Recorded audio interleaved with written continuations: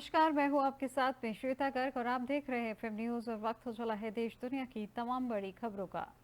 केंद्रीय गृह मंत्री अमित शाह ने महाराष्ट्र में महाविकास आघाड़ी यानी एमवीए पर जमकर निशाना साधा।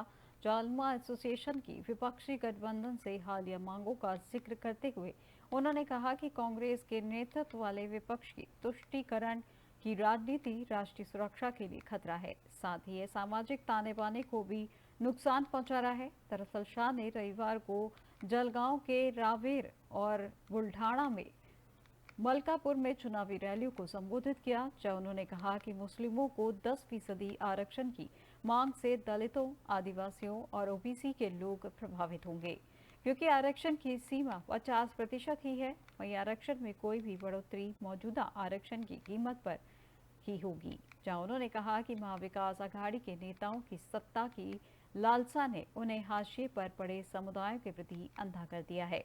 भाजपा सभी समुदायों के कल्याण के लिए दृढ़ता से प्रतिबद्ध है, लेकिन मुसलमानों के लिए किसी भी प्रकार के आरक्षण के सख्त खिलाफ है।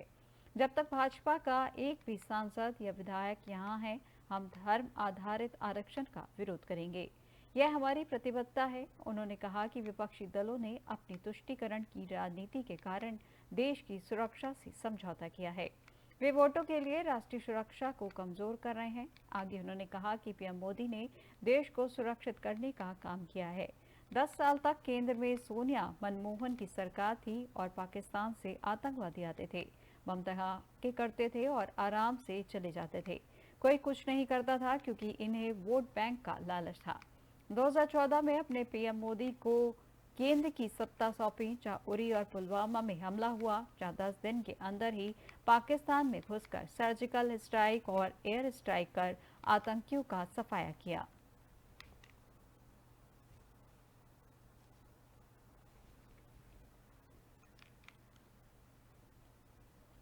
जस्टिस संजीव खन्ना आज देश के 91वें मुख्य न्यायाधीश बन जाएंगे, जिसके चलते राष्ट्रपति द्रौपदी मुर्मू आज सुबह 10 बजे राष्ट्रपति भवन में उन्हें पद एवं गोपनीयता की शपथ दिलाएंगी। जस्टिस खन्ना रविवार को सेवानिवृत्त हुए हैं, जहां उन्हें की जगह जस्टिस डीवाई चंद्रचूड़ जगह लेंगे। उनका कार्यकाल 13 मई 2025 तक रहेगा, जहां जस्टिस खन्ना चुनावी बॉन्ड योजना खत्म करने और अनुच्छेद 370 निरस्त करने जैसे ऐतिहासिक फैसलों का हिस्सा रहे हैं। बतौर सीजीआई लंबित मामलों की संख्या घटाना और न्याय में तेजी लाना उनकी प्राथमिकता है। वहीं आपको बता दें कि दिल्ली के प्रतिष्ठित परिवार से ताल्लुक रखने वाले जस्टिस संजीव खन्ना तीसरी पीढ़ी के वकील रहे हैं। उन्होंने न्यायाधीश बनने से पहले अपने करियर की शुरुआत 1983 में 30 हजारी कोर्ट में वकालत की प्रैक्टिस के साथ की थी। वहीं उन्होंने दिल्ली हाई कोर्ट में भी वकालत की और अब अगले 6 माह तक देश के मुख्य न्यायाधीश की कुर्सी संभालेंगे। आपको यह भी बता दें कि जस्टिस खन्ना का जन्म 14 मई 1960 को दिल्ली में हुआ था और लॉ की पढ़ाई उन्होंने डीयू के कैंपस लॉ सेंटर से की थी।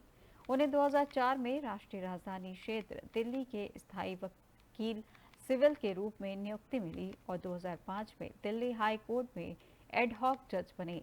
बाद में उन्हें स्थायी जज नियुक्त कर दिया गया। उन्होंने दिल्ली हाई कोर्ट में अतिरिक्त लोक अभियोजक और न्याय मित्र के तौर पर कई आपराधिक मामलों में बहस भी की थी। आयकर विभाग के वरिष्ठ स्थायी वकील के तौर पर भी उनका कार्यकाल लंबा रहा, जब बतौर सीजीआई लंबित मामलों की संख्या घटाना और न्याय प्रदान करने में तेजी लाना उनकी प्राथमिकता में है। मैं दिल्ली हाई कोर्ट के वरिष्ठ न्यायाधीश रहे, जहां जस्टिस देवराज खन्ना के पुत्र और सर्वोच्च न्यायालय के जाने माने पूर्व न्यायाधीश जस्टिस एच.आर. खन्ना के भतीजे हैं। उनके चाचा जस्टिस एच.आर. खन्ना 1976 में आपातकाल के दौरान एडीएम जबलपुर मामले में असहमतिपूर्ण फैसला लिखने के बाद इस्तीफा देकर सुर्खियों में रहे थे। सुप्रीम कोर्ट के न्यायाधीश रहते ही वे कई ऐतिहासिक फैसलों का हिस्सा रहे हैं, जहां जस्टिस खन्ना 5 न्यायाधीशों की उस पीठ का हिस्सा थे जिसने संविधान के अनुच्छेद 370 को निरस्त करने के केंद्र के 2019 के फैसले को बरकरार रखा।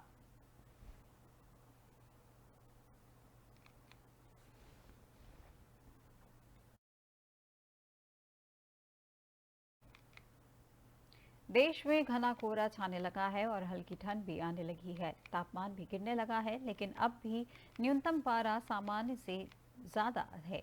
वहीं दक्षिण राज्यों में बारिश होने के आसार हैं, जिससे उत्तरी राज्यों में कड़ाके की ठंड पड़ेगी। मौसम विभाग ने बारिश और कोहरा को लेकर अलर्ट जारी किया है। जब भारतीय मौसम विभाग यानी आईएमडी के अनुसार दक्षिण पश्चिम के बंगाल की खाड़ी पर चक्रवाती परिसंचरण बना हुआ है, जिससे अगले 36 घंटों में नया लो प्रेशर एरिया बनने की संभावना है। इसके अगले 2 दिनों में पश्चिम की ओर तमिलनाडु और श्रीलंका तटों की ओर बढ़ने की संभावना है, जिससे 11 से 15 नवंबर के बीच आंध्र प्रदेश, तमिलनाडु, पांडिचेरी और केरल में भारी बारिश होने के आसार हैं। साथ ही कर्नाटक में 14 नवंबर को जमकर बादल बरसेंगे। वहीं आईएमडी के मुताबिक पिछले 24 घंटों में पंजाब, हिमाचल प्रदेश और छत्तीसगढ़ के बिलासपुर में बहुत घना कोहरा छाया रहेगा, जहां विजिबिलिटी 50 मीटर दर्ज की गई है।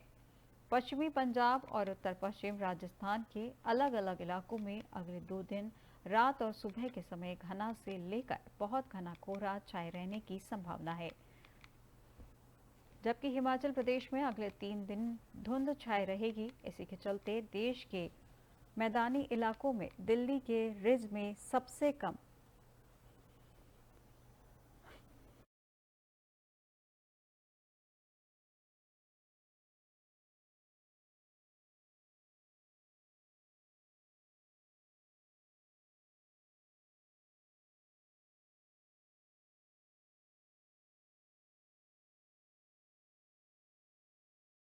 चलते देश के मैदानी इलाकों में दिल्ली के रिज में सबसे कम 14.2 डिग्री सेल्सियस तापमान दर्ज किया गया। सफदरगंज एयरपोर्ट पर हल्का कोहरा छाया रहा, जब पिछले 24 घंटों में दिल्ली एनसीआर में अधिकतम तापमान में मामूली वृद्धि हुई है और न्यूनतम तापमान में कोई महत्वपूर्ण बदलाव नहीं हुआ है। राजधानी में अधिकतम और न्यूनतम तापमान क्रमशः 30 से 33 डिग्री सेल्सियस और 14 से 20 डिग्री सेल्सियस के बीच बना रहा, जहां क्षेत्र के कुछ स्थानों पर अधिकतम तापमान सामान्य से 1 से 3 डिग्री सेल्सियस और न्यूनतम तापमान सामान्य से 4 से 5 डिग्री सेल्सियस अधिक रहा।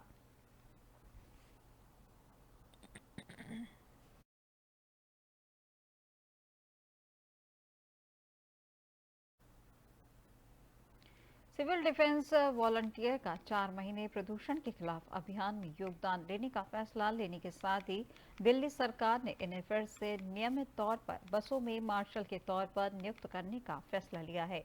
इस संदर्भ में रविवार को दिल्ली सचिवालय में मुख्यमंत्री की अध्यक्षता में हुई मंत्रिमंडल की बैठक में सर्वसम्मति से लिए गए निर्णय में कहा गया है कि बसों में महिलाओं की सुरक्षा को सुनिश्चित करने के लिए मार्शलों की नियुक्ति बहुत महत्वपूर्ण है। इसलिए मंत्रिमंडल ने तत्काल प्रभाव से बसों में मार्शल नियुक्ति की सिफारिश करते हुए अपनी रिपोर्ट मुख्यमंत्री आतिशी को सौंपी है। यह रिपोर्ट जल्द अनुमोदन के लिए उपराज्यपाल को भेजी जाएगी, जहां आम आदमी पार्टी ने कहा है कि दिल्ली सरकार ने 2017-18 में बसों में यात्रा कर रहे लोगों की सुरक्षा के मद्देनजर मार्शल नियुक्त करने का फैसला लिया है।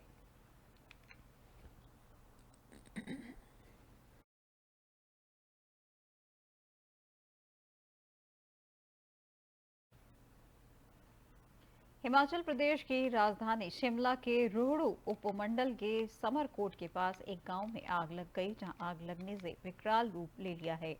आग की चपेट में आने से कई घर जलकर राख हो गए हैं।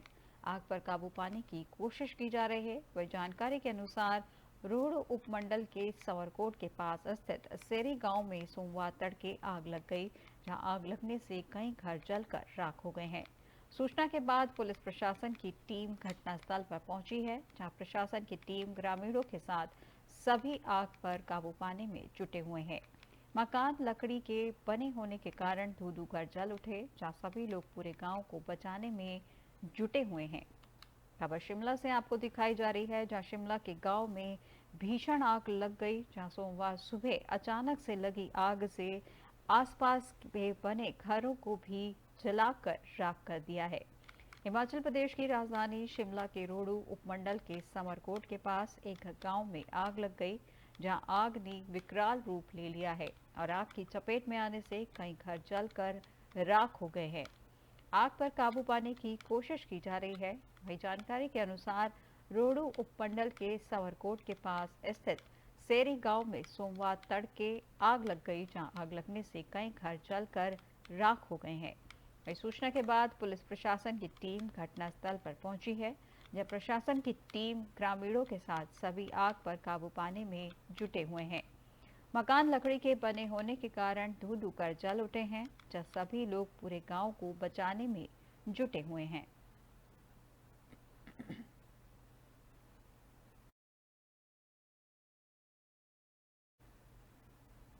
देश दुनिया की तमाम बड़ी खबरों में फिलहाल बस इतना ही और अधिक जानकारी के लिए देखते रहिए FM न्यूज। नमस्कार।